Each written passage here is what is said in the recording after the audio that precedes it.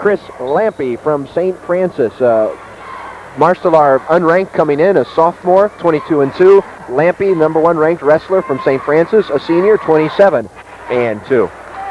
Yeah, Lampe's been in the state finals 3 times already. This is his 4th appearance in the state finals. He took 2nd the last 3 years, and he's going for his championship this year. Now, Marsteller, of course, comes out of a second-year program down at Dighton. They just started wrestling last year, and that's a pretty good accomplishment in your second year of wrestling to have a boy in the state finals. And I hope we get the name pronounced right. My apologies if we don't. Brett Marsteller or Misteller?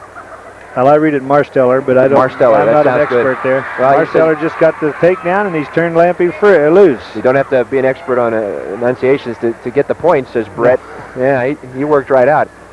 Got the takedown, then let him up. Again, he's working from that stand-up position. He's in the black singlet, and Chris Lampe, a very familiar face in the championships, as Fred mentioned, a senior from St. Francis in the gold singlet.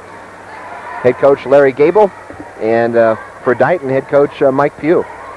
Second-year program at Dighton? They just started up wrestling? Second-year program. Started it last year. Of course, now these 2 boys have met earlier this year, and Lampe won that match. So it may be Marsteller's turn to turn it around. Just underway in the first period, 42 seconds.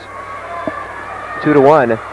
Well, Marsteller's tenacious. When he gets hold of that leg, he doesn't want to turn loose of it, and that's paid off for him. He's close to a takedown here, but he's got to get that arm out of that whizzer before he has his takedown. And Lampe, of course, doesn't want to give that to him. 21 seconds left in the first period.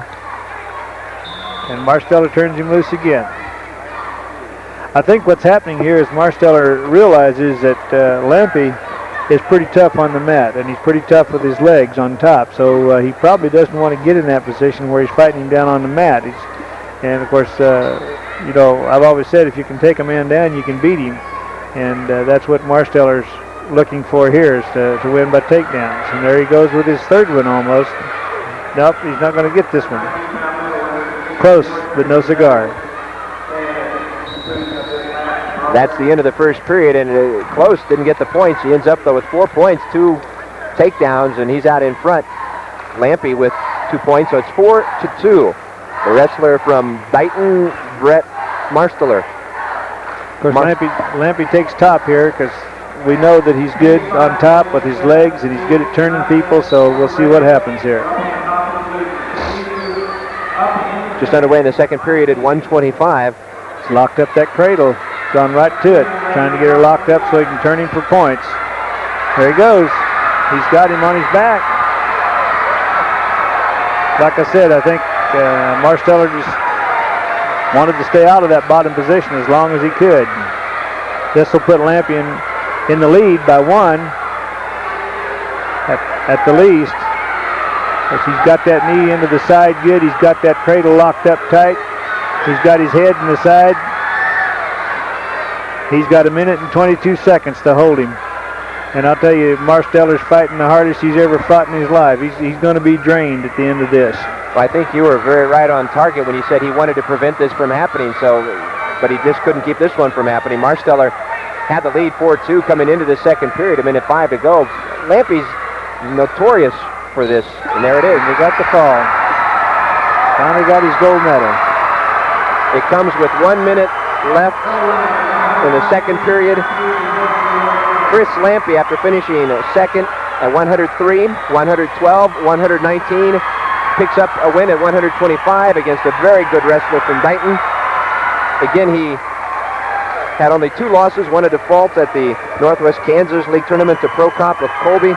He also lost to Keller of Oakley 6-5, and we came back and took in another match, but Lampe, after bridesmaid for 3 years, picks up the championship as he come over to sign his name, and Chris Lampe ups his record to 28-2. Marsteller moves to 22-3, and boy, good things from the Dighton program. I'll take a sophomore like that any day, Lance. I'll tell you what, that's something good to look forward to next year. It's got to build a little interest in the community. I bet you. Good luck for Dighton and to Dighton as they try to build that program. And well, what can you say about St. Francis? They've been around for quite a few years, I think. Too many. They scare too many folks when they walk on the mat. You just get to the point that that guy's wearing green and gold. I don't want to wrestle him. Again, 125 goes to Chris Lampy as he makes it to the state finals 4 times. This one he finally gets the championship. Let's take a look back at the medalists. We looked at 103. We looked at 112. Let's take a look at 119. 6th place goes to Moses Torres of Toyota. Mike Weiss from Minneapolis goes to 5th. 4th place goes to Mike Dawes of Hillsboro. Steve Washburn of Hoxie takes 3rd place. 2nd place goes to Ricky Soliday of Phillipsburg, and Justin Nordorf of Silver Lake is the champion at 119. So congratulations to these young men. They've had an outstanding tournament, and well, they mark it off by